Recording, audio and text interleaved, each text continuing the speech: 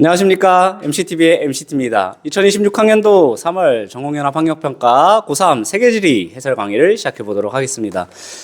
첫 번째 모의고사였는데 난이도가 쉽지 않았습니다. 그쵸? 특히 세계지리보다 한국지리 1등급 컷이 예상 38점으로 나오고 있는데 세계지리는 쉬웠다. 매우 쉬웠다.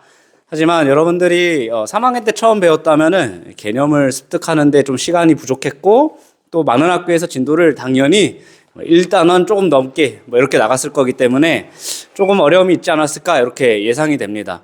하지만 우리 그냥 개념을 좀 한번 생각해 본다고 좀 보고 이렇게 하나씩 짚어가도록 하겠습니다. 수능은 역시 수업과 복습의 반복이다. 수업은 선생님이 뭐라 그랬죠? 대화하는 시간이다 이렇게 얘기했죠. 수업 끝나고 복습이 공부하는 거다 이렇게 얘기를 했는데 이게 반복돼야 됩니다. 또 하나 이번 시험에서도 많이 나왔던 게 어떤 나라의 위치나 이런 지명 이런 것들을 묻는 게 많이 나왔습니다. 이따가 하나씩 살펴보겠지만 미국의 도시들 이런 것들도 좀 나왔고 그래서 지역지리가 한지든 세지든 계속해서 강조되고 있다.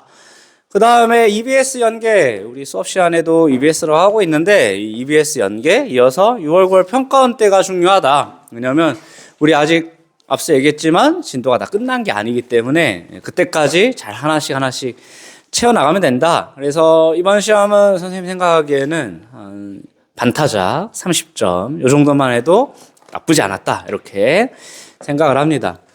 이번 시험의 MCT 스픽의 세 문제는 이번에 몬순아시아와 오세아니아의 기후를 묻는 문제가 나왔어요. 카메라 보지 마시고 시험지 보세요. 카메라 보지 마시고. 자, 두 번째는 요거는 3학년 첫 시험에서 나오기에는 조금 까다로웠는데 미국의 주요 도시들이 직접 지도에 찍혀 있으면서 그 지역의 공업을 좀 물어봤었습니다.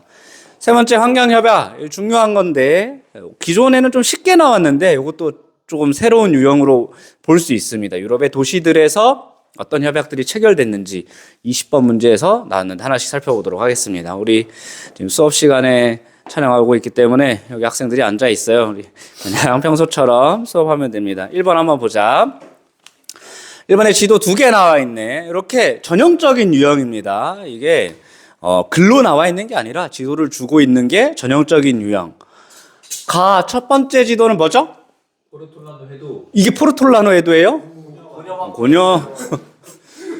지금 2개 나와. 고뇨만국 전도자. 이탈리아 선교사 마테오 리치가 중국으로 넘어가면서 만들었던 그런 지도다라고 볼 수 있는데 지도를 통해서 볼 수 있는 내용들을 좀 정리를 해보겠습니다. 첫 번째, 지도에 경의도가 있나요? 경의도 있어요? 경의도가 있으면 지구는 어떻게 생겼다 그랬어요? 구체, 구 모양으로 생겼다. 또 하나, 이거 무슨 대륙? 아시아. 여기는 유럽. 아시아, 아프리카, 유럽의 구대륙들 뿐만 아니라 여기는 아메리카들, 신대륙까지 나와 있죠? 이런 것들이 고려만국 전도의 특징이다라고 볼 수 있습니다. 오른쪽 지도 한번 보겠습니다. 오른쪽 지도는 뭐죠? 여기 해도라 되어 있죠? 해도라 되어 있는 거는 바닷길입니다. 즉 항해를 목적으로 하는데 만들어졌다라고 볼 수가 있는 거죠. 선지를 하나씩 보겠습니다. 지도의 위쪽이 동쪽이다. 이거요? 위쪽은 북쪽이죠. 이런 지도 뭐 있었어요? 알리드리시 지도가 지도 위쪽이 동쪽이었어. 남쪽이었죠. 티오 지도가 지도의 위쪽이 동쪽이었습니다. 티오 지도. 귀신 잡아먹을 듯이 틀린 거 잡아주는 거 감사합니다. 자, 2번. 오세아니아 대륙이 어디 있죠, 여기? 유럽이죠, 여기? 여기는 아프리카의 북부지방, 사하라 지방이랑 이 마그레브라고 하는 아프리카의 북부지방만 나와 있습니다. 오세아니아 없어요. 자, 3번에 가는 나보다 지도에 표현된 실제 지표 공간의 범위가 넓다. 이거는 전 세계가 다 나와 있죠. 하지만 일부만 나와 있습니다. 그래서 이게 맞는 거죠. 3번 문제는 우리가 시험 범위이기도 하고 우리 3월 달에 배웠던 내용이라 맞춰야 됩니다. 원준이 맞췄니? 네. 4번, 나침판을 이용해 항해를 목적으로 제작되었다. 나침판을 이용한다라는 건 정각성이 반영되어 있다라고 볼 수 있겠죠. 이런 지도는 뭐였죠? 우리 메르카토르 지도 같은 것들이 이 나침판을 이용해서 항해하는 데 사용되었다 볼 수 있고, 가는 서양에서, 나는 동양에서, 가는 서양에서 제작되었다. 맞아요? 아니요. 아니라고요? 맞아요. 맞죠? 아까 이탈리아 선교사 마테오 리치 얘기했었잖아요. 요거는 동양? 서양이죠? 포르툴라노에도 서양에서 최초로 제작되었다. 이렇게 보면 되겠습니다. 자, 2번 문제 한번 가봅시다. 2번 문제는 이게 우리가 아직 배우지 않은 거라서 그런데 한번 좀 체크를 해보면 좋을 것 같아요. 뭐냐면 이거 지우고, 지도랑 그래프랑 지금 두 개가 나와 있는데, 그럼 뭐부터 보는 게 좋냐? 이게 기후 문제를 푸는데 약간 뭐라 그래야지? 푸는 해법인데 뭐부터 보는 게 좋을 것 같아? 지도, 기온, 네, 기온이요? 그래프랑 지도 중에? 지도를 보는 게 좋습니다. 자, 여기 보면은, 선 하나 그어놨지. 이게 무슨 선? 적도입니다. 적도 기준으로 북반구, 남반구죠? 북반구 2개, 남반구 하나입니다. 북반구랑 남반구는 계절이 달라요. 그러면, 이 크라이스트 처치라는 지역인데, 나중에 기후 배울 때 자주 나옵니다. 여기 무슨 나라? 뉴질랜드입니다. 뉴질랜드 북섬, 남섬 중에 남섬의 크라이스트 처치라는 곳의 기후는 우리가 처음에서 이게 뭔가 싶을 거예요. 서한해양성 기후라는 그런 곳입니다. 그냥 알아만 두세요, 지금은. 그러면은 여기 한번 보면 가나다 중에 혼자만 이 A시기, B시기는 1월 아니면 7월이래. 근데 혼자만 1, 7월이 바뀌어 있는 게 하나 있죠, 가나다 중에. 다만 A시기가 B시기보다 기온이 높습니다. 그죠? 하나만. 여기만 남반구죠.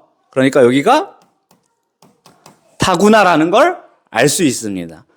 오케이. 우리 지금 여기는 지금 막 뭔 말인지 모를 수도 있습니다. 기후 파트를 정식적으로 안 해가지고.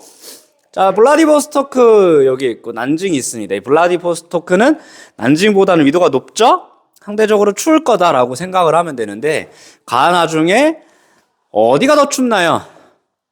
기온이 낮은 쪽, 이쪽으로 갈수록 기온이 낮죠? 그리고 여기가 가구나라고 얘기할 수 있겠지, 그쵸? 그럼 여기는 나구나라고 얘기할 수 있겠죠. 상대적으로 블라디보스토크는 또 뭐 이상한 용어를 썼어요. 이 D는 냉대라는 뜻입니다. 냉대 겨울 건조. 여기는 상대적으로 온대 지방에 있죠? 여기는 온대 건조입니다. 온대 건조 지역. 그러면은 선택지 보겠습니다. 가에서, 야, 이렇게 추운 데서는 뭐 A시기, B시기 따질 게 아니라 변홍사 자체가 불가능합니다. 추운 지역에서는.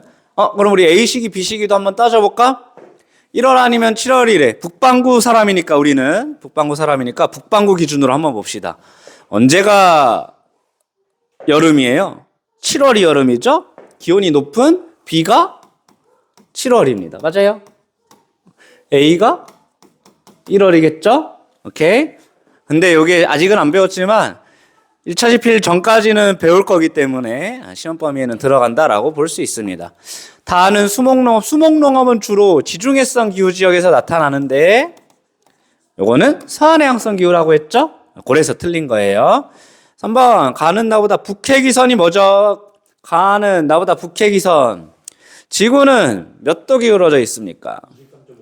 23.5도 되는 지점이 북해기선입니다. 그러면은 가가 나보다 북해기선에 더 가깝다라고 나가 가보다 북해기선에 더 가깝다라고 볼 수 있겠죠, 그렇죠? 그래서 가는 나보다 멀다라고 했기 때문에 맞는 얘기가 됩니다. 나는 가보다 가깝고 가는 나보다 멀다. 4번 나는 나보다 여름 강수 집중률이 낮다. 여기는 계절풍의 영향을 받는 지역이에요. 그러니까 계절에 따라서 바람의 방향이 바뀌기 때문에 특정 시기에 비가 많이 옵니다. 우리나라는 어때?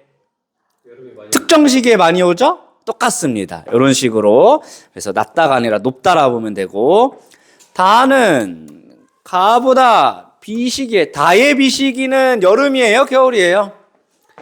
다의 비시기는 다는 남반구인데 아, 겨울입니다. 7월은 북반구 여름이죠? 그럼 남반구는 겨울입니다. 밤의 길이는 겨울이 길어요? 여름이 길어요? 겨울이 길죠? 그러니까 밤의 길이가 길다라고 해야 됩니다. 여기는 남반구기 때문에. 오케이? 이렇게 해서 정답이 3번입니다. 이거 좀 들고 있으니까 불편해서 요거를 이렇게 하고 가겠습니다. 죄송합니다, 시청자 여러분. 편집하면 되지 않아요? 뭐를 편집해요? 자, 3번으로 가보겠습니다. 3번. 요것도 낯선 건데 그냥 그렇구나라고 하면 됩니다. 이런 건 틀릴 수 있어요. 우리 아직 안 배웠기 때문에. 어디에서 나타나는 지형이냐라고 되어 보니까 빙하 지형이래요. 여기 그림은 밑에 있는 그 그림이랑 똑같습니다. 보면 빙식곡이 뭐냐? 해석을 해봅시다. 이제 빙하 지역이니까 이 빙은 빙하의 빙자입니다. 식은 우리 한질어들 침식의 식자입니다. 빙하가 침식해서 만든 골짜기라는 소리예요. 거기에 형성된 와지입니다. 와지는 움푹 그릇처럼 파여있는 땅을 와지라고 합니다. 거기가 어디냐? 비가 첫 번째 질문에 해당하는 그런 내용입니다. 요거 이름을 뭐라 그러냐면 권곡 이렇게 얘기합니다. 나중에 할 건데 미리 한다고 생각을 하면 좋을 것 같아요. 표정들이 어둡고 머리가 뽀개질 것 같고 이러는데 왜냐하면 안 배웠으니까. 자, 두 번째 융빙수 또 말 어려운 거 나왔네. 녹을 융자입니다. 융기의 융자가 아니라 녹는다의 융자. 빙하, 물이 녹아서 만들어진 물을 융빙수라고 하는데 제방은 뭔 줄 알죠? 이 뚝방처럼 쌓여 있는 겁니다. 그림으로 한번 가서 보면 여기에 보면은 이렇게 흘러가는데 뭐가 쌓여 있죠? 이런 거를 두 번째에서 설명합니다. 이거 이름은 뭐냐면 다나썰어. 왜냐하면 우리는 우리말로 번역이 안 돼 있어요.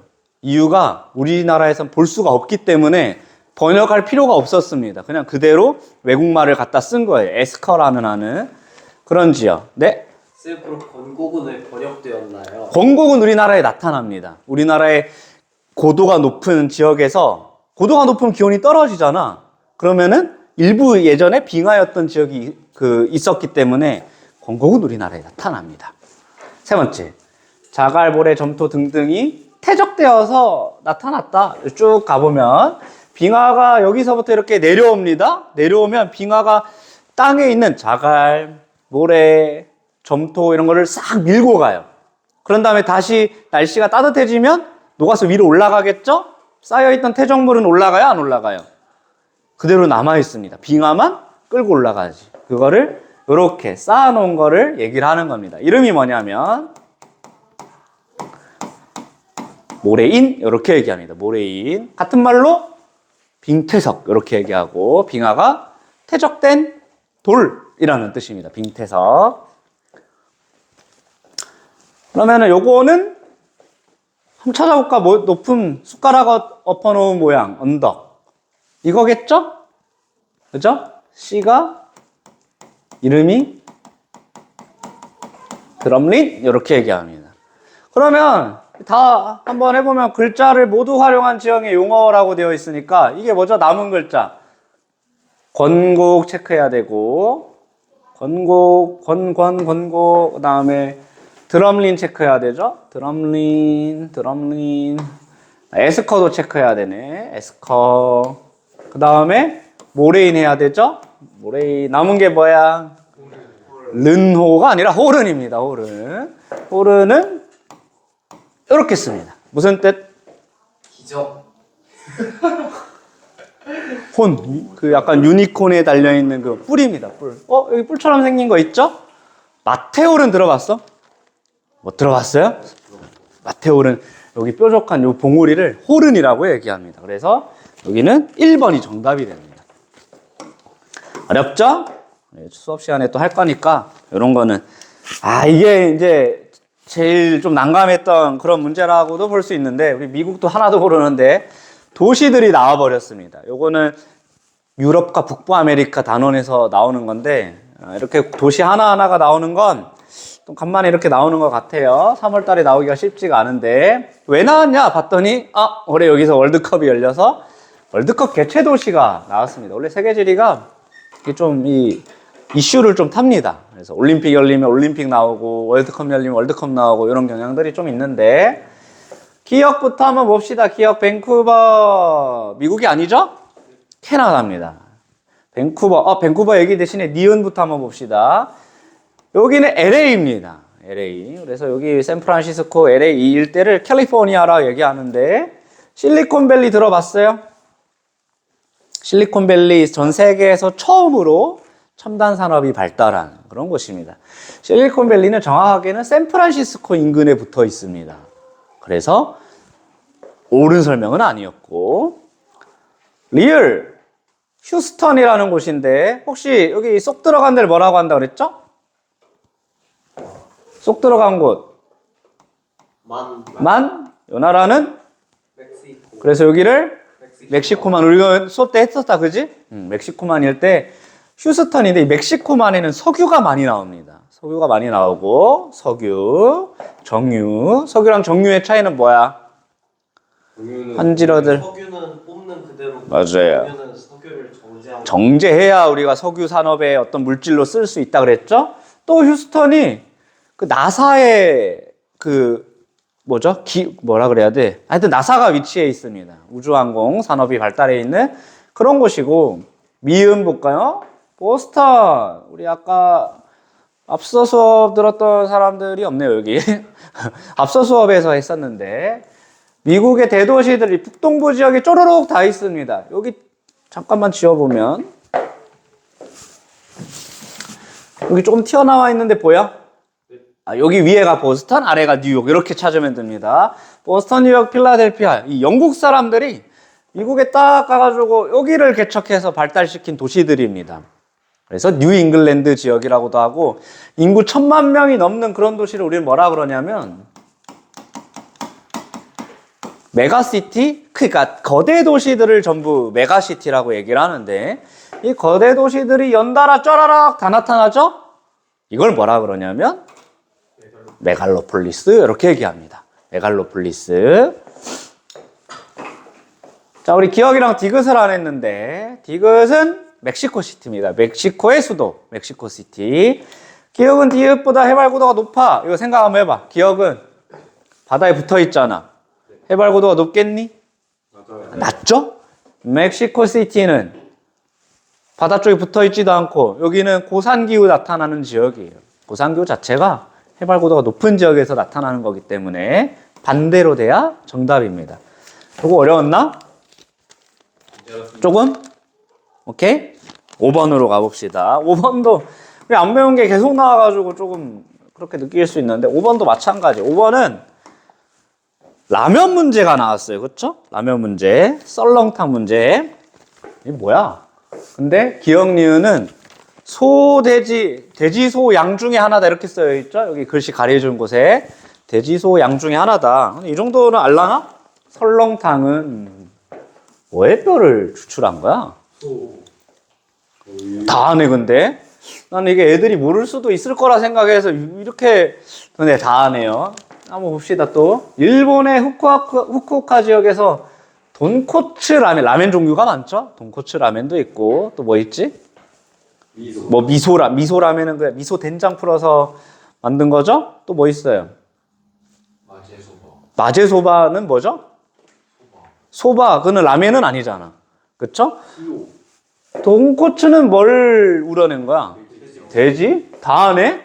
이 먹잘알들. 근데 이걸 모를 수가 있기 때문에 힌두교를 믿는 사람들은 썰렁탕을 금기시하겠구나. 힌두교 사람들은 뭘 안 먹어요? 소를 안 먹으니까 썰렁탕을 소로 만들었겠구나. 문제 이렇게 유추하면 됩니다. 이슬람교는 무슨 동물을 안 먹어요? 돼지를 안 먹죠? 그러면 돈코츠 라면에는 돼지가 들어가겠구나. 뭐 이렇게 유추를 할 수 있습니다. 그리고 디귿 보니까 밀 나와 있고 찾아봅시다. 요 그래프랑 지도는 오늘 수업 때 얘기하려고 넣어놓은 겁니다. 기억! 디귿의 기원지는 아메리카다. 밀의 기원지는 아메리카가 아닙니다. 서남아시아 지역이에요. 여기 지도를 조금 한번 봅시다. 지도를 조금 확대해 보면, 자, 지도를 이렇게 확대해 보면 밀 출발 지점 있죠? 여기가 밀의 기원지입니다. 서남아시 비옥한 초승달지대라고 하는 이쪽 지역이 밀의 기원지가 되고, 쌀 보이죠? 쌀은 아시아입니다. 아메리카는 뭐의 기원지일까요? 보리. 나중에 얘기할 건데 옥수수가 아메리카입니다. 이것도 인문지리 파트 이렇게 외우는 노래가 있습니다. 그때 돼서 이제 노래 소개를 한번 해볼 겁니다. 그래서 아메리카는 옥수수다 이렇게 보면 되고, 틀렸고, 기억은 이연보다 소는 돼지보다 전 세계 사육 두수가 많다 이런 거 우리가 어떻게 알아? 안 배웠는데. 나중에 할 겁니다. 한번 봅시다. 뭐가 제일 많아요? 가운데 원 숫자 보세요. 소가 제일 많죠? 소, 양, 돼지 순서대로 많이 키우고 있습니다. 나중에 또 체크할 겁니다. 어쨌든 선지는 맞아요. 디귿, 돼지가 소보다 가죽 제품으로 더 많이 쓰이나요? 물론 돼지도 쓰입니다. 하지만 우리 뭐 가방이라든지 뭐 허리띠라든지 대부분 소가죽으로 만들잖아. 그래서 반대로 돼야 되고. 니은의 최대 사육국가, 이거 나중에 또 이런 거 할 거예요. 니은 아까 돼지였습니다. 맞죠? 니은 돼지. 돼지의 최대 사육국가 어디예요? 중국입니다. 압도적으로 많습니다. 중국은 돼지가 전 세계 절반을 키우고 있는 그런 나라입니다. 디귿의 최대 생산국가는 어디예요? 디귿. 아까 뭐였죠? 밀이었습니다. 밀의 최대 생산국가. 중국 맞습니다. 그래서 이게 정답이 됩니다. 왜 그러죠? 중국, 인도 이런 순서대로 밀을 많이 생산해내고 있습니다. 그래서 정답이 니은 리을이 되고, 6번으로 한번 가봅시다. 이제 1번만 우리가 배운 거고 2, 3, 4, 5번은 아직 배우지 않은. 문제는 5번, 6번. 6번은 이거 가렸어야 되는데. 여기 있는 나라 이름 알아요? 여기 있는 나라? 부르키나파소라는 나라입니다. 인구 문제에 나라 이름 미리 넣어놓은 이유는 뭐냐면, 인구 문제는 나라가 선진국이냐, 개도국이냐, 아니면 아예 저개발국이냐, 요 세 나라가 나옵니다. 그러면 찾아봐. 선진국 어디야? 프랑스겠죠? 개도국 또는 중동 지역 나옵니다. 그래서 중동 지역 나왔고, 부르키나파소는 개도국이겠죠, 그렇죠? 그럼 한번 생각을 해봐. 그래프 보고, 그래프 보니까 점은 중위 연령이라네. 중위 연령이 뭐였지? 한 놈을 잡아주고 끌어올린 다음에. 맞아요. 네. 전 세계에서 나이가 제일 어린 사람 맨 앞에 세워놓고, 나이가 제일 많은 사람 맨 뒤에 세워놓고, 가장 가운데에 위치한 사람들 뚝 뽑아가지고 How old are you? 라고 했을 때 얘가 대답하는 나이가 중위 연령입니다. 우리 2교실의 중위 연령도 구할 수 있다 그랬죠? 만 18세? 맞잖아? 여기서 가운데 뽑으면 만 18세겠죠. 평균 연령은 누구 때문에? 갑자기 좀 올라갑니다. 그렇죠? 누구 때문에 올라가요? 이거 봅시다. 유소년, 노년층이래. 유소년 유독 높고, 중위 가운데 사람을 뽑았는데 17세? 18세? 뭐야? 저개발 국가겠죠? 출산율 매우 높습니다. 유소년 비율을 보니까. 중위 연령이 이렇게 낮을 수가 있나? 빨리 죽는다는 소리죠? 개도국입니다. 여기가 자, 두 개의 차이점 뭐냐면, 노년층 인구 비율이 높아요. 그리고 중위 연령이 높습니다. 선진국으로 갈수록 사람들이 오래 살아갑니다. 수명이 높고. 그래서 여기가 나가 되겠죠? 여기는 다가 됩니다. 1번. 간 유럽에 있나요? 아프리카에 있죠. 2번. 나는 피라미드형 인구구조. 이거 사회문화 때도 나오는 얘기인데, 피라미드형 인구구조는 이렇게 나타납니다. 여기가 0세부터 여기가 뭐 80세, 90세 나이 많은 사람까지 나타납니다. 유소년층 비중이 높죠? 그럼 이런 구조는 어디서 나타나요? 세 나라 중에. 여기서 나타나겠죠? 왜냐하면은 유소년층 비중이 높으니까. 오케이, 승아? 네. 자, 충부양미는 이거 나중에 또 할 겁니다. 이건 사회문화 때도 같이 나옵니다. 그래서 이제 한지 세지 꿀조합이라고 얘기했지만 한지 사문도 세지 사문도 좀 꿀조합입니다. 생유는 잘 모르겠어요. 질이랑 얼마나 묶을 수 있을지. 어쨌든 총부양비는 부양받는 사람을 찾아내야 됩니다. 자, 그럼 우리가 인구가 유소년층, 청장년층, 노년층 이렇게 구분할 때 부양하는 사람이랑 부양받는 사람이랑 구분해야 돼. 부양받아야 되는 사람. 약자죠? 누구야? 얘네죠? 부양하는 사람은 청장년층입니다. 이걸 식으로 표현하면 부양하는 사람과 부양받는 사람 중에 누가 밑에 가 있어야 될까? 누가 누구를 업어야 될까? 아무래도 청장년층이 이 둘을 업는 게 낫겠죠? 노년이 업으면은 노인학대, 유소년이 업으면은 아동학대 이렇게 되는 거잖아. 그러니까 청장년층을 분모로 두고 유, 노 이렇게 요게 총부양비입니다. 그러면 다 필요 없고 이거 두 개 합치면은 총부양비 높은 거 아니야? 그죠? 그러니까 보면은 가랑 나랑 보세요. 두 개 합쳤을 때 뭐 한 42 정도 되는 것 같고 한 2, 3 정도 되는 것 같습니다. 여기는 한 18 뭐 이렇게 되는 것 같고 22 정도 되는 것 같습니다. 어떤 게 더 높아요? 두 개 더하면 가가 더 높겠죠? 맞아요? 그래서 낮다가 아니라 높다 이렇게 되는 겁니다. 아, 우리 안 배웠다고 막 이제 지겨워하는데 미리 해두는 것도 괜찮아. 4번 인구 밀도. 뭐랑 인구 밀도죠? 나랑 다랑 인구 밀도입니다. 프랑스가 사우디아라비아보다 2배나 인구가 많습니다. 근데 면적 한번 보세요. 얘가 훨씬 넓죠? 그럼 인구 밀도는 어디가 높아요? 프랑스가 높겠지, 그쵸? 그래서 요것도 땡. 요거는 성비를 물어봤네? 다 사우디아라비아의 성비. 근데 성비 어떻게 구해요? 성비 기준. 여자와 남자 중에 여자가 기준입니다. 그래서 여자가 분모로 가고 남자가 분자로 갑니다. 곱하기 100 이렇게 합니다. 그럼 100 넘으면 남초야 여초야? 100 넘으면 남초죠? 100이 안 되면 여초죠? 사우디아라비아는 원래 뭘로 먹고 사는 나라예요? 장사. 석유로 먹고 사는 나라였습니다. 근데 우리가 탄소 중립 시대에 석유를 계속 줄여나가니까 다른 산업을 모색해보자. 중동 국가들이 대부분 그러고 있다 그랬죠? 예를 들면 어떤 산업? 관광. 그래, 건설업들을 많이 합니다. 건물들, 호텔들을 많이 짓기 때문에 노동자들이 많이 필요한 거예요. 인근에 인도에서 엄청 넘어옵니다. 근데 건설업은 남자와 여자 중에 누가 더 하기가 좋아요? 남자가 많이 하기가 좋죠. 그래서 이게 100이 넘습니다. 그래서 성비가 높은 남초 지역입니다. 이것도 때 되면 할 겁니다. 그래서 정답이 5번이고 7번으로 가보겠습니다. 야, 요거는 했던 거다. 7번. 요건 그래프를 한번 보면 했던 거예요. 언제 했지 싶지만 안 했어요, 제대로. 자, 세 나라 나와 있네. 가나다는 베트남, 인도, 일본 중에 하나래요. 야, 그래프 한번 보자. 그래프에 나온 정보 몇 개? 몇 개? 유찬아. 네. 잘 찍히고 있니? 네. 오케이. 한 개 나와 있죠? 아, 네. X축 국내 총생산 나와 있고 Y축 3차 산업.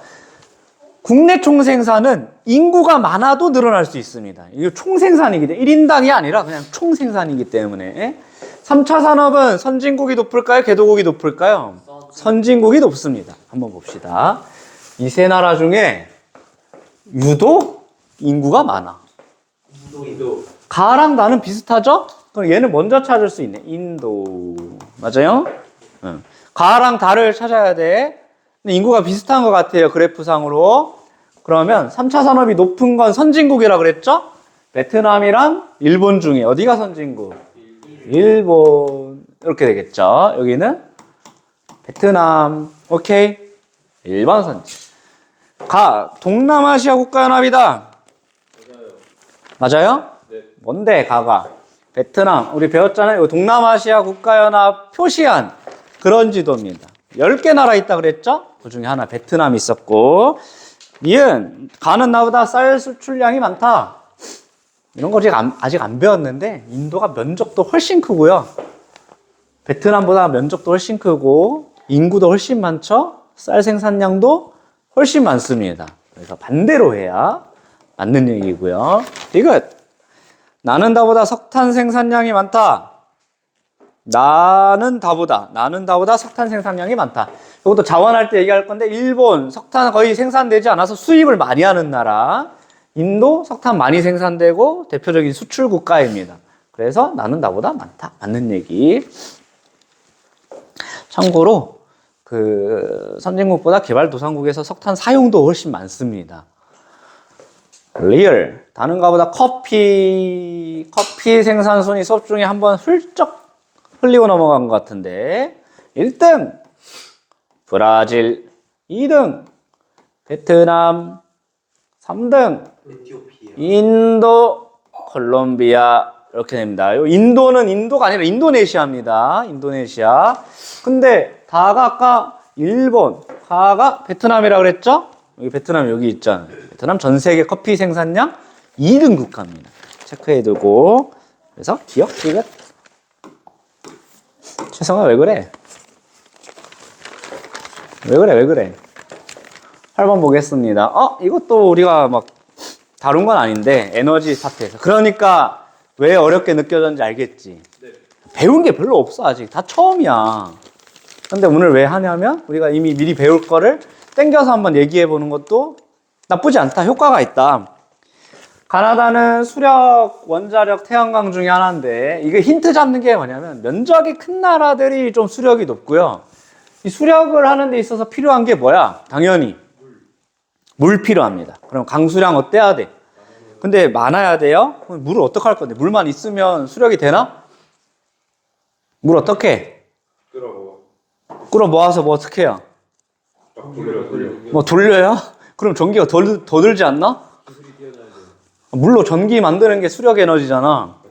그 돌리려면은 전기가 있어야 되는 거 아니야? 물을 어떻게 해야 돼? 조수관만에 차. 응? 그건 조력이잖아. 이거. 물을 떨어뜨려야지. 그래서 밑에서 터빈 돌려야지. 낙차의 힘으로. 그러려면 땅의 고도도 어때야 돼요? 완만한 게 아니라 기복도 심해야 되겠죠? 그런 나라들이 수력을 많이 합니다. 대표적으로 브라질, 강수량 많은 열대기후 지역이죠? 캐나다, 빙하가 많은 지역입니다. 그래서 떨어뜨릴 수가 있어요. 그래, 가가 수력이 된다. 남은 거는 원자력이랑 태양광인데 이 원자력은 기술이 뛰어난 국가에서 해야 됩니다. 기술이 뛰어나지 않으면 이 핵 분열을 시킬 수가 없어요. 그러면 주로 선진국과 개도국 중에 선진국에서 많이 쓰겠죠. 그렇죠? 보니까 느낌 오죠? 프랑스 대표적인 원자력 발전 국가고요. 대한민국 생각보다 꽤 높아요. 그렇죠? 전 세계 5등 국가입니다. 원자력 발전. 다가 원자력. 나에서 힌트 되는 나라는 일본입니다. 일본이 또 태양광, 태양열 발전을 많이 합니다. 일본 체크해두고. 이건 안 어려워. 이게 어렵지. 1번. 이거는 너네도 할 수 있어. 이제 가나다 찾았으면. 이거 뭐에 대한 설명이야? 유량, 낙차 나와 있으니까 수력 얘기죠? 주야간 발전량의 차이가 크다라는 건 태양광 얘기 아닐까? 그죠? 낮에는 태양광이 있고 밤에는 없으니까 발전량의 차이가 크겠죠? 가는 나보다 전 세계 발전량이 많다. 가가 아까 수력, 태양광이라 그랬죠? 수력은 신재생 에너지 중에 가장 많은 발전량을 나타내고 있습니다. 4번에 원자력은 태양광보다 기상조건, 원자력이 기상조건에 영향 받나요? 아니요. 상관없지. 그냥 우라늄을 핵분열만 잘 시키면 되니까. 하지만 태양광은 비 오면 돼요? 안 되죠? 이게 틀렸습니다. A는 우리 A, B를 찾아야 되는데 수력 1등 국가는 중국입니다. 면적이 넓고 낙차가 큰 그런 것들이 가능하다고 얘기를 했었고, 그래서 중국, 아무래도 미국이 원자력을 더 많이 씁니다. 그래서 A가 중국, B가 미국 이렇게 됩니다. 승아 어려워요? 9번으로 가보겠습니다. 이건 우리 했던 거죠. 나라 찾기. 이런 식으로 나옵니다. 나라 찾기. 우리 내일 또 뭐 해야 되잖아. 그치? 일단 이렇게 있으면 지도부터 빨리 나라 이름 적어주는 게 좋습니다. 가를 한번 봅시다. 메콩강 어디 지나가죠? 중국. 메콩강 되어 있고 댐 되어 있고 메콩강 어디 지나가니? 이렇게 지나가는 거 아닌가? 인도차이나 반도 지나가죠? 이 지도에 나와 있는 인도차이나 반도 국가는 라오스밖에 없습니다. 나 활화산 있으니까 뭐 신기조산대 지나가는 나라겠네? 신기조산대가 여기도 있고 여기도 있습니다. 이 브로모 화산, 특히 화산이 많은 지역은 인도네시아인데 여기 무슨 산맥이 있었지? 히말라야 산맥에는 지진은 일어나지만 화산 활동은 없습니다. 왜냐하면 여기 인도판, 대륙판이죠? 유라시아판, 대륙판이죠? 대륙판은 둘 다 두꺼워요. 히말라야 산맥에 있는 산들 중에 제일 높은 산들은 몇 미터까지 올라갑니까? 8,838. 10,000미터까지도 올라가요. 그러니까 이 마그마가 뚫고 나올 수가 없는 거야. 그래서 화산이 일어나기가 쉽지가 않고 10,000m까지 가요? 인도네시아는 신기조산대에서 화산이 많이 나타나요. 그렇죠? 그래서 금방 찾는 문제입니다. 이건 맞춰야 돼. 이건 맞췄죠? 네, 이건 해야 됩니다. 10번 가겠습니다. 야, 도시 인구. 이것도 라틴 아메리카, 아프리카, 유럽 나와 있고 아시아는 점 찍혀 있습니다. 한번 찾아봅시다. 어떻게 찾는 게 좋을까요? Y축은 현재를 나타내고 X축은 과거를 나타냅니다. 가장 도시가 먼저 빠르게 발전했던 대륙이 어딜까? 유럽이겠죠. 그러니까 이미 인구가 증가할 게 없어요. 유럽은 도시로 사람들이 갈 만큼 갔습니다. 그래서 가가 유럽이 되는 거지. 남은 건 뭐? 라틴 아메리카랑 아프리카. 느낌이 와요? 아프리카는 과거에도 지금도 출생률 자체도 높고 도시가 많이 생기고 있습니다. 여기가 아프리카. 하지만 라틴 아메리카는 과거에 사람들이 많이 갔어요. 근데 지금은 어느 정도 도시로 간 사람들이 많기 때문에 지금은 조금 낮게 나타납니다. 과거엔 많이 갔지만 여기가 라틴 아메리카. 전 세계에서 도시화율은 어디 있죠? 도시화율은 어떻게 구할까? 전체 인구 중에 이거 작년에 한지 하지 않았냐? 도시에 사는 사람 작년에 승아 이거 하지 않았냐? 이렇게 전 세계에서 도시화율 가장 높은 대륙이 어딜까요 그러면? 유럽.